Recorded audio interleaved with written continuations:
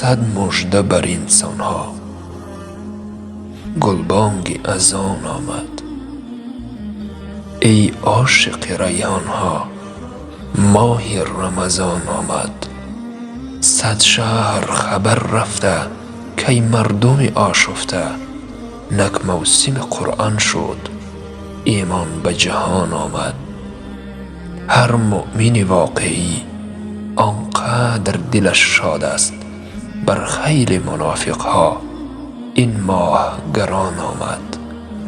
درهای سعادت باز، دلها همه در پرواز، بعد از سر سال باز ماه رمضان آمد.